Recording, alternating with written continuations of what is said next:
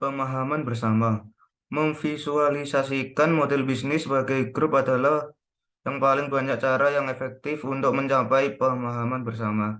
Bisa disimpulkan bahwa setiap yang terlibat mendapatkan keuntungan pemahaman individu dan mengembangkan pemahaman bersama. Selanjutnya akan dibacakan dengan teman saya.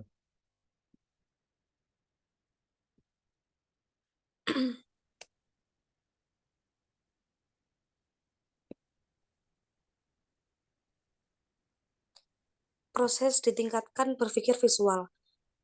Yang ketiga ada explore ideas, menjelajahi ide.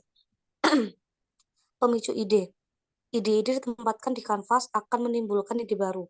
Kanvas menjadi alat untuk memfasilitasi dialog gagasan untuk individu, membuat sketsa, ide-ide dan dapat dikembangkan menjadi ide bersama.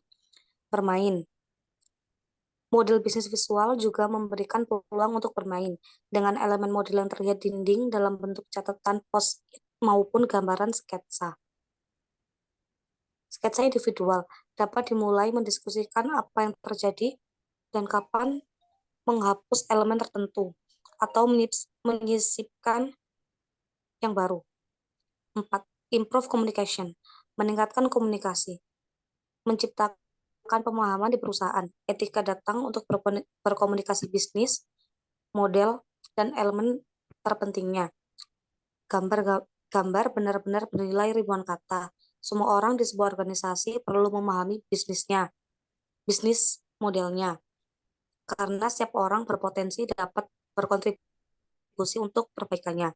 Paling tidak, karyawan membutuhkan pemahaman bersama tentang model sehingga mereka dapat bergerak ke arah strategis yang sama. Menjual secara internal dalam organisasi, ide dan rencana seringkali harus demikian dijual secara internal di berbagai tingkatan untuk mendapatkan dukungan. Visual yang kuat akan memperkuat untuk dapat dukungan untuk ide Anda. Menjual secara eksternal, sama seperti menjual ide secara internal. Pengusaha dengan rencana berdasarkan bisnis baru, model harus menjualnya ke pihak lain, seperti investor atau kolaborator potensial. Visual yang kuat secara substansial meningkatkan peluang keberhasilan.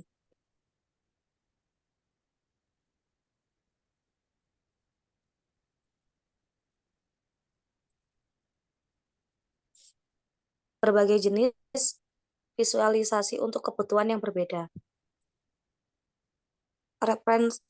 Representasi visual dari model bisnis membutuhkan tingkat detail yang berbeda tergantung pada tujuan. Sketsa model bisnis Skype di sebelah kanan membawa peluang perbedaan utama antara model bisnisnya dan itu operator telekomunikasi tradisional.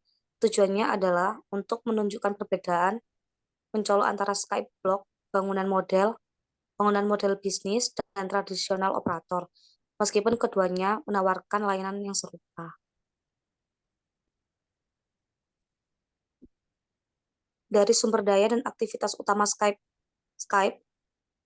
mirip dari perusahaan perangkat lunak karena layanannya didasarkan pada perangkat lunak yang menggunakan internet untuk melakukan panggilan. Meningkatnya 400 juta basis pengguna. Perusahaan menikmati sangat rendah biaya instruktur. Bahkan, itu tidak memiliki atau berpotensi jaringan telekomunikasi sama sekali.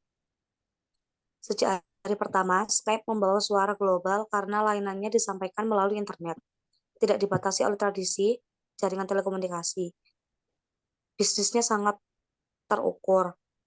Meskipun menyediakan layanan telekomunikasi, model bisnis Skype, fitur ekonomi dari sebuah perusahaan perangkat lunak lebih tepatnya daripada telekomunikasi operator jaringan.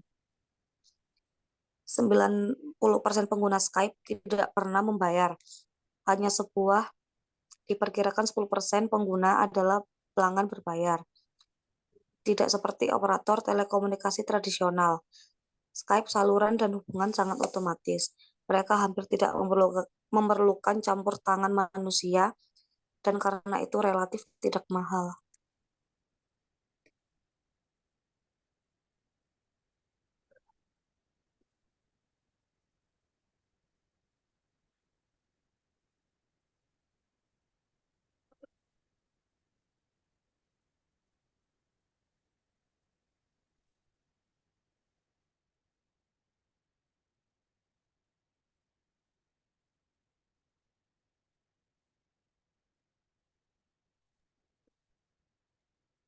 Baik, bila ada pertanyaan bisa ditanyakan di grup WA. Terima kasih.